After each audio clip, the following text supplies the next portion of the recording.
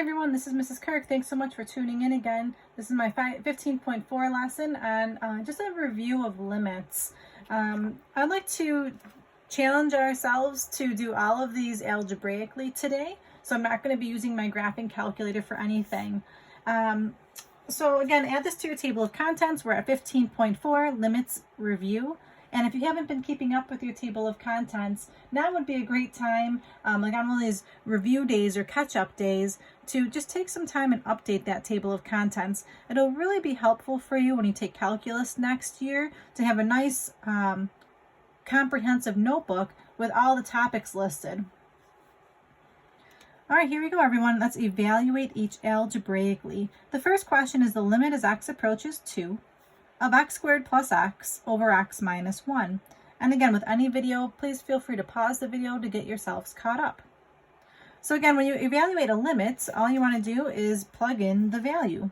So let's go ahead and do that for this question. I'm going to plug in the number 2 every time I see x.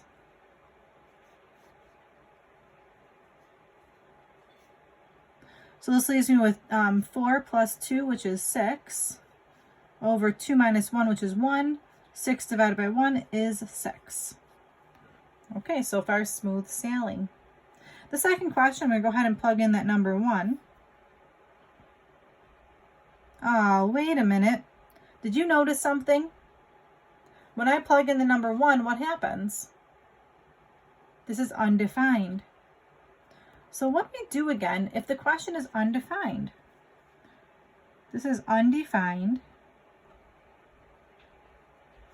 Therefore, the strategy was to factor. When you put all these limit questions together, they can be confusing. So I'm going to just take some time here and go through each of the different scenarios. So how do we factor this question? Well, just a few days ago, we did practice factoring questions like this. The numerator is a SOAP question. I hope after that homework you got a little bit faster at your SOAP questions. Now would be a good time to pause the video and see if you can factor this. Let's see how you did. I'm going to factor this into x. The cube root of that is x. The cube root of 1 is 1. You square the first term, so you get x squared. You multiply the two terms together and you square the last term. Same sign, opposite sign, always positive, and the bottom stays the way it was. Now the x minus 1s can cancel. And you've got the limit as x approaches 1 of just x squared plus x plus 1. The denominator had canceled. So now plug in the number 1. And my limit is 3. Again, I'm going to challenge you when you do your homework today to do this without a graphing calculator. It's just a matter of figuring out what the rules are. So the first two questions, I just plugged in the numbers. I did some factoring for question number 2. Here's my question number 3. The limit as x approaches pi over 2 of x sine x. Okay, so I'm going to start by plugging in my value. So I get pi over 2 times the sine of pi over 2. Well, the sine of pi over 2, what is that? Let me just do a little side work here. If you recall from trigonometry, this is 0, this is pi over 2, this is pi, and this is 3 pi over 2. So pi over 2, we're looking right here. This is the coordinate 0, 1. So if you remember, the x value is cosine, the y value is sine. So let's see, this becomes pi over 2 times, what is the sine of pi over 2? The sine of pi over 2 is 1. So this one is just pi over 2, because pi over 2 times 1 is itself. Okay, so again, this had to take us back to our trig unit, but still I'm just plugging in the pi over 2. Here's my question number 4. What is the limit as x approaches pi over 4 of the cosine of, I don't know, we'll say 2x. Okay, so I'm again going to plug in my pi over 4. So cosine of 2 times pi over 4. Well, what is 2 times the pi over 4? Well, 2 times 1/4 is the fraction 1/2. So this is the same thing as the cosine of pi over 2. Well, I could use my last example here. Pi over 2 is here. What is the cosine? 0.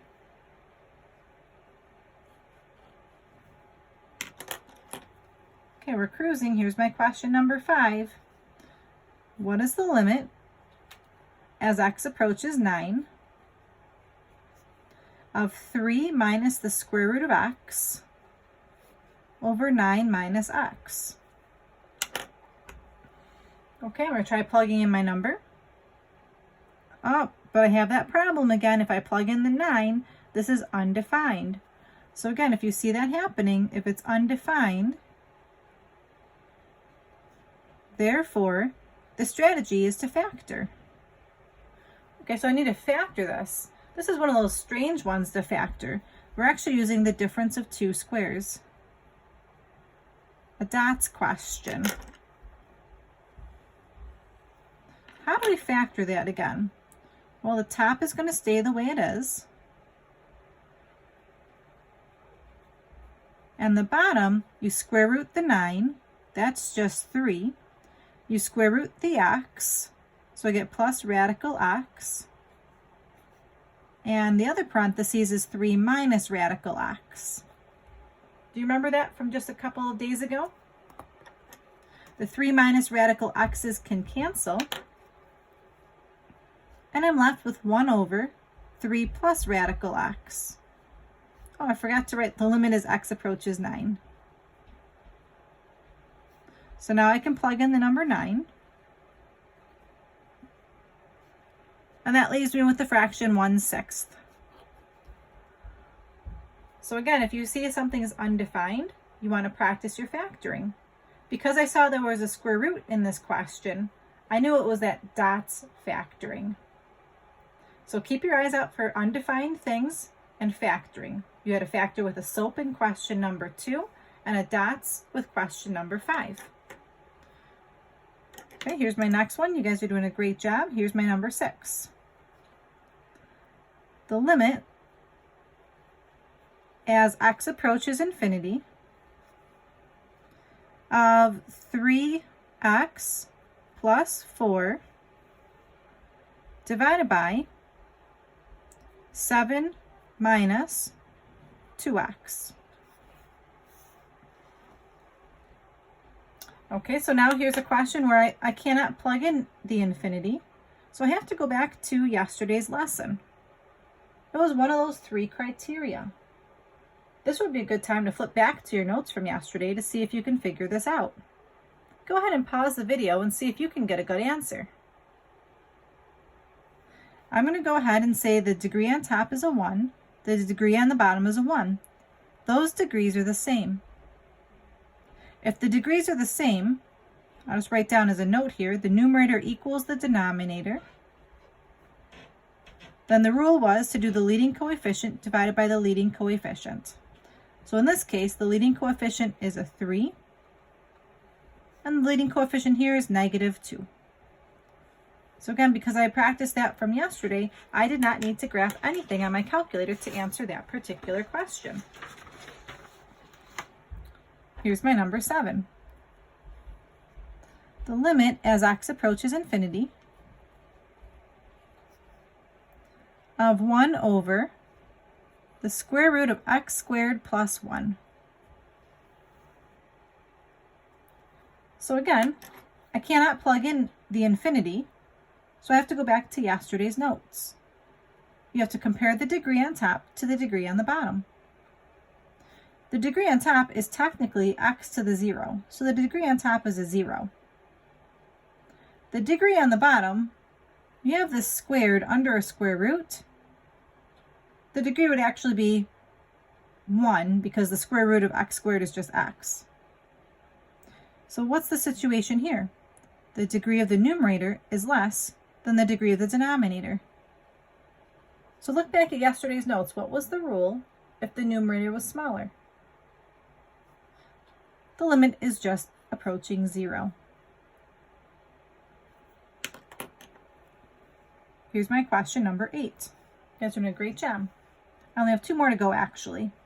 The limit as x approaches infinity of 3x to the 7th plus 12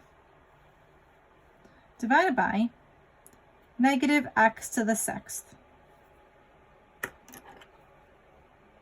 Okay, I'm not using my calculator. I'm going to compare the degrees because I cannot plug in infinity.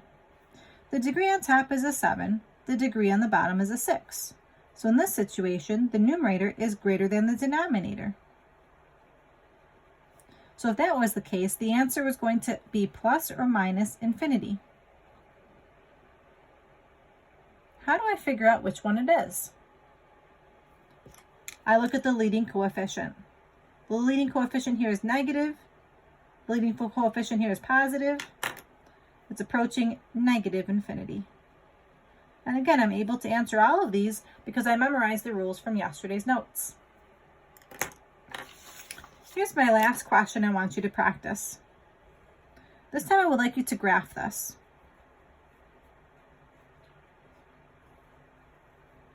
It's one of those piecewise functions. The first piece is negative 4, comma, x is greater than 2. And I'm picking some small values here, so I don't need my calculator. So on your paper, now would be a good time to pause the video and challenge yourselves. Can you graph this piece?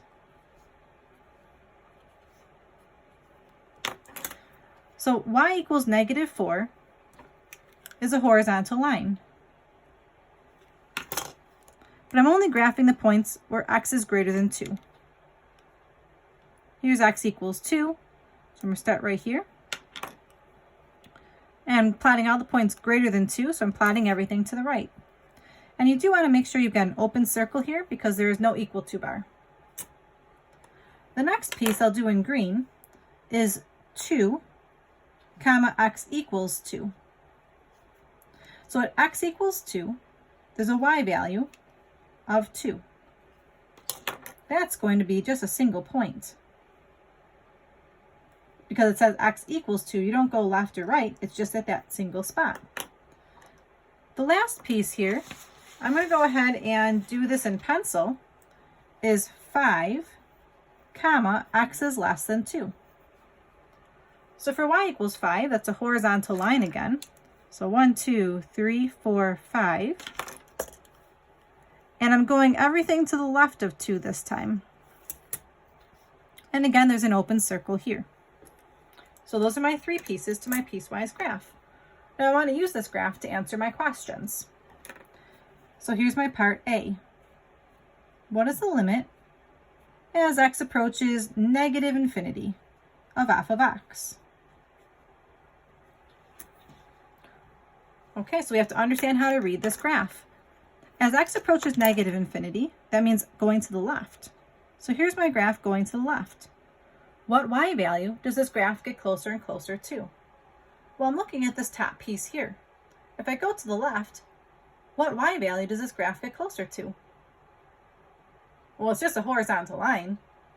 So it gets closer and closer to this horizontal value of 5.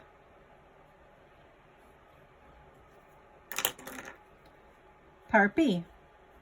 What is the limit as x approaches 2 from the right? Remember, this little plus sign means from the right. So from the right of 2. So here's 2. So on the right-hand side, I'm just over here someplace. You have to figure out which section of the graph to look at. The only section of the graph that's available for me on this side is this section over here. So as I follow this graph and I get closer and closer to 2, what y value does this graph approach? This graph approaches this y value, negative 4. Here's my part C. What is the limit as x approaches 2 from the right, or from the left this time?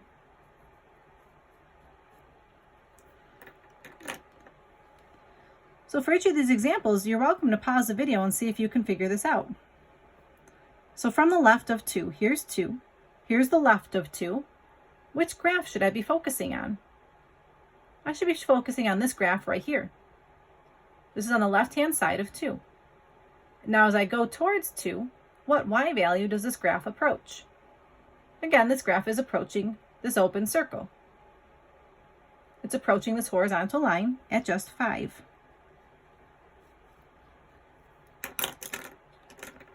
And the last part to this question, I think you probably can guess it.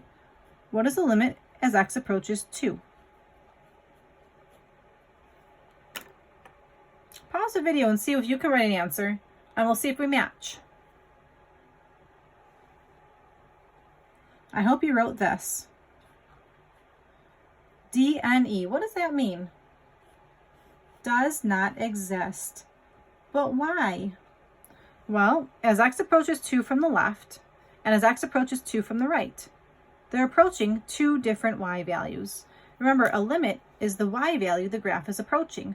So from the left and the right, they're approaching 2 different y values. That's why it doesn't exist. And I'll write down the reason. Because the limit as x approaches 2 from the left is not equal to the limit as x approaches 2 from the right. I hope you were able to follow along with my limit review today. I just wanted to practice again with you how to factor some of those tough problems and what to do when you had infinity as well as a piecewise graph. Your homework today, this is going to be homework 15-4. There's 48 questions to practice. It does seem like quite a bit, but with all of these tricks up your sleeves, you don't need your calculator for anything. You should be able to cruise through this probably in about 10 minutes is the goal. Thank you so much for tuning in. This is Mrs. Kirk. I miss you guys. Take care until next time. Bye-bye now.